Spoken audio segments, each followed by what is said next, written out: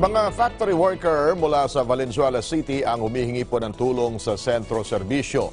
Ang kanila raw kasing kumpanya ay gustong gawing installment ang pagbibigay ng separation pay sa kanila.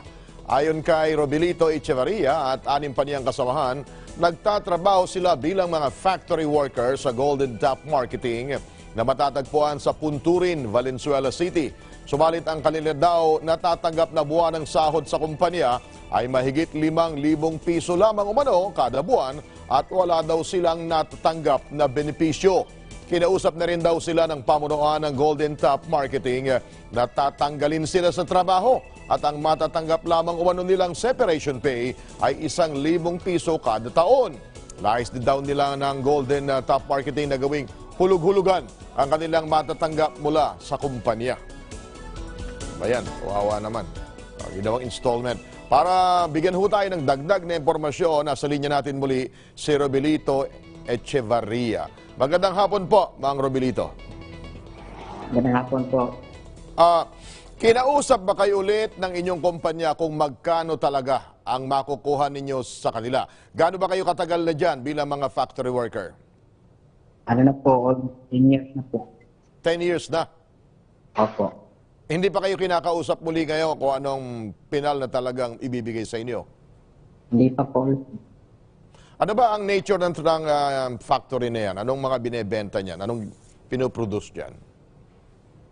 Mga ano po, dried, mga prutas at sir, mga dried mango, yuri. Aha. O kumusta naman ang trato sa inyo ng inyong kumpanya? Bakit hindi daw kayo pinalalabas ng inyong amo ang nabalitaan namin? Opo, yun po ang sabi nung ano ko na yun, nung meeting kami nung una. Aha. Sabi mo rito, yung inyong matatanggap na separation pay para bang installment. Ginawa pa kayo parang Bombay, ano?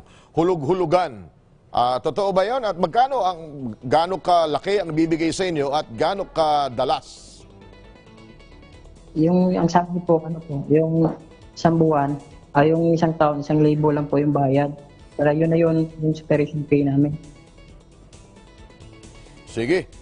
Tumawag tayo ngayon sa DOLE, Department of Labor, para malaman natin kung ano ba ang nararapat para sa inyo. Nasa kabilang linya po at makakausap natin si Ginoong, sa Valenzuela muna tayo tatawag, no? Okay. Si Ginoong Ulysses Aguilar, ang Chief of Staff ng Valenzuela City, ang nasa linya natin ngayon. Ginoong Aguilar, magandang hapon po sa inyo. Magandang hapon po, Sir Jan. Sir, ano kaya ang pwede nating maitulong kina Robilito?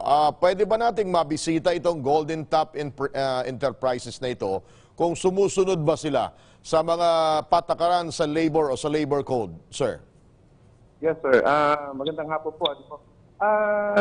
Siyempre po, kung maaari lang po ay siguro para matulungan namin sila ay pumunta sila sa tanggapan po ng ating mayor's office para po properly ma-endorse po namin sila. I call the attention po ng WAO, ng Workers Affairs Office na aming sa syudad, para po tutukan itong problema itong ating mga manggagawa dyan sa Golden Tap.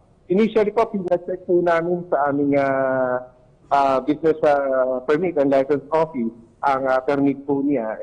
Mukhang wala po kami nakita, kaya po pinado-double check namin ngayon at nakikipag-ugnayan din po ang aming WAO sa Workers Affairs Office sa DOLE para po ma-check ang kanilang lisensya.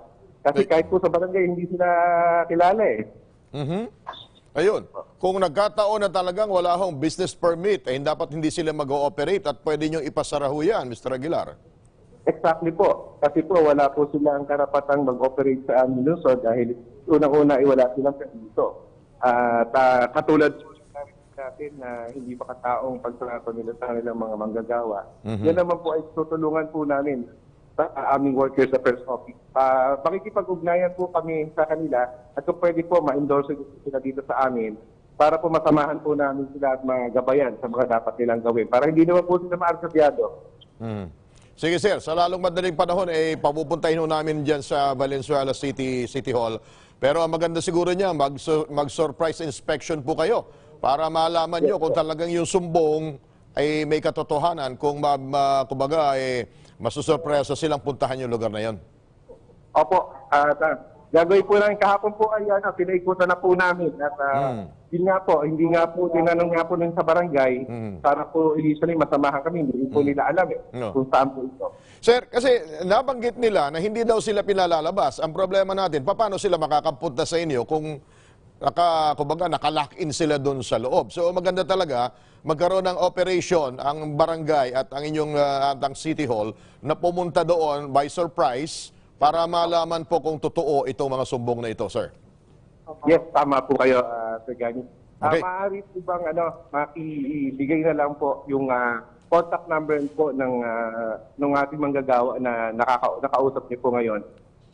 Mabigay, matawagan po kami para po ma-coordinate namin sa kanila kung saan yan exactly. Yes, sir. Yes, sir. O sige po, ngayon din po, off there, bibigay namin sa inyo. Maraming salamat po, Ginoong Ulysses Aguilar, ang Chief of Staff ng Valenzuela City. Thank you, sir. Thank you po. Maraming salamat po. Okay, so sana ma-actionan kaagad ang kanilang problema sa lalong madaling panahon. Para po dun sa mga humihingi ng tulong sa ating programa, maaari ho kayo magpadala ng mensahe sa ptvcentroservicio@gmail.com. Maaari din kayo mag-message sa ating official Facebook page na PTV Centro Servicio. Muli, dito sa Sentro, laging una ang serbisyo.